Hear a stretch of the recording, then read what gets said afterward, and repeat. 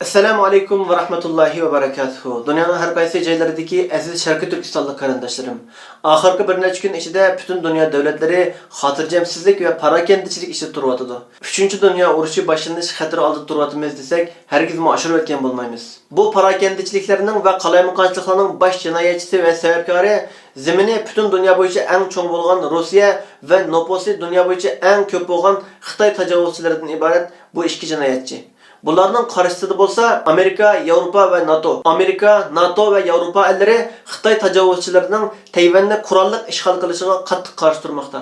Xitoylar bo'lsa Amerika, NATO va Yevropa ellarining Tayvanni ishg'ol qilish planiga qarshi tursa, qurolli to'qinishning kelib chiqadiganligini aytib kelmoqda. Ya'ni Amerika, NATO va Yevropa ellarini askariy, qurol-yarog va iqtisodiy kuchi bilan tahdid solmoqda. Hozir butun dunyoda qiziq nuqta bo'lib atgan Rossiyaning Ukrainani ishg'ol qilish uchun Ukraina chegaralariga 100 mingdan ortiq Rossiya askarlarini va necha yuzlagan tanklarni yerlashtirganligi. Ya'ni ruslar ayni vaqtda Sovetlar ittifoqi nomida butun dunyoni ishg'ol qilish uchun Qozog'iston, Qirg'iziston, Tojikiston va shunga o'xshagan nurg'unlagan davlatlarni ishg'ol qilgandan keyin yana davomli kengayishlik urush qilgan o'xshash bugunmi Qrim, Tatariston va shunga o'xshagan nechilgan mustaqil davlatlarni ishg'ol qildi va boshqa davlatlarni ishg'ol qilish uchun tajovuzchilik urushiga davom qilmoqda. Bundan burunmi Gürjistonni va undan boshqa bir nechilgan davlatlarni ishg'ol qilgan edi.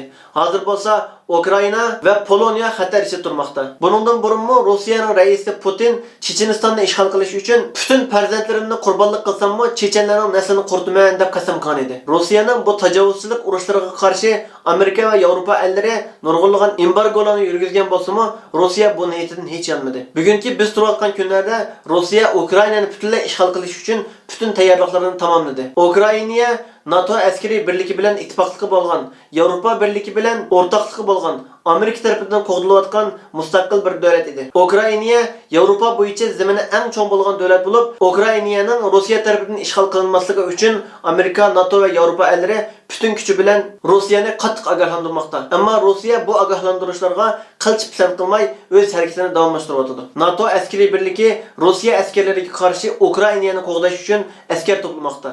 Amerika, NATO va Yevropa ellari F-35 urush aeroplanlari va urush paraxodlarini Litvaniya, Danimarka, Bulg'ariston qatorliq Ukraina bilan chegirdosh bo'lgan davlatlarga avatishga boshlagan. Rossiya bo'lsa o'z ittifoqdoshi Xitoyning kuchiga va sadoqatiga ishonib, Amerika, NATO va Yevropa ellaridan qilch qo'rqib qolmaydiganligini, Ukrainaning va xalqaro davlatlarning Rossiyaning talablariga qo'shilmagan taqdirda urush boshlaydiganligini e'lon qilgan. Rossiyaning Ukraina haqida qanday talablarni qo'yganligi texnik noma'lum. Rossiya Amerika bilan maxfiy suhbat o'tkazgan bo'lib, bu suhbatlarning tafsilotini texnik oshkorlamagan.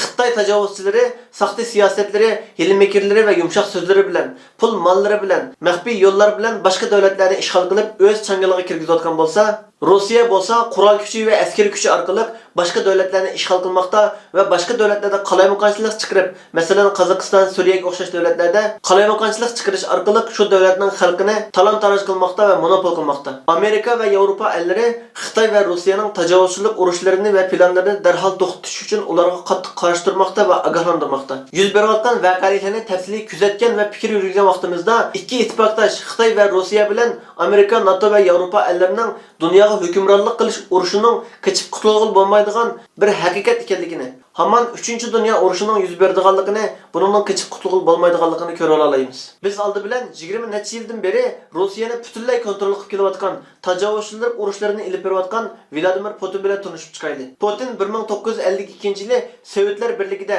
ya'ni hozirgi Rossiyada tug'ilgan bo'lib, Putinning dadasi oddiy bir zavod ishchisi edi. Putin kichikdan boshlabla jasuslik filmlarini ko'rib, cho'ng bo'lganda danglik bir istixborotchi bo'lishni orzu qiladi. Putin Rus milliyatchilik ideyasida cho'ng bo'lgan bo'lib, Ruslarning butun dunyoga hokim bo'lish ideyasida cho'ng bo'lgan edi. Putin o'qish bitgandan keyin Sovetlar ittifoqining KGB istixborot tashkilotiga a'zo bo'lib kirdi. Putin o'zi turayotgan rayondagi vazifalarni ado qilgandan keyin KGB tarafidan Germaniyaga jasuslik uchun avatildi. Putin Germaniyadami ko'plagan jasuslik faoliyatlarini ijro qilgandan keyin Rossiyaga qaytib keldi va 1999-yili shu vaqtdagi Rossiya raisining taklifi bo'yicha Rossiyaning raisi bo'lib saylandi. Putin rais bo'lib saylangandan keyin davlat ichidagi butun televiziya kanallarini va cho'ng shirkatlarni o'z changaliga kirgizib oldi. Davlat ichidagi barliq cho'ng kichik amaldorlarni o'z bir qo'lliq tayinladi. Agar davlat ichida uni qarshi turuvchi muxbirlar, siyosatchilar va tijoratchilar bo'lsa, ularni qora kuchlar orqali yoki tahdid orqali bo'ysundirdi yoki ularga suiqasd tartiblab ularni qasladi. Putin o'ziga qarshi chiquvchi mayli davlat ichida bo'lsin yoki boshqa davlatlarga qochib chiqib ketgan bo'lsin,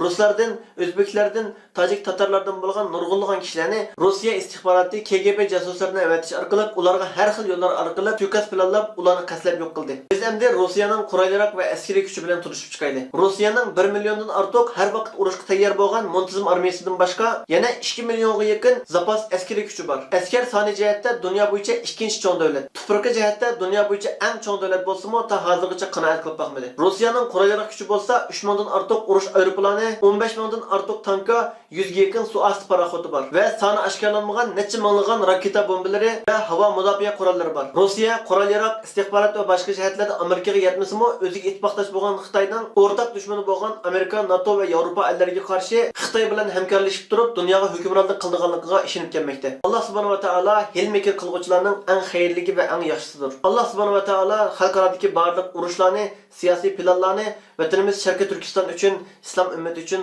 xayrlik va manfaatli qilib bersin. Zolimlarni o'z hilm-fikrlari va o'z kuchi orqali halok qilib bersin. Görüşürüz, aman bağaysızlar. Allah'a emanet.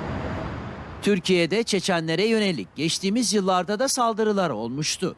Ali Osaev 26 Şubat 2009'da, Musaev Berkaz 16 Eylül 2011'de, Abdullah Buhari 10 Aralık 2014'te ve Abdülvahit Edel Giriyev de 1 Kasım 2015'te İstanbul'da öldürülmüştü.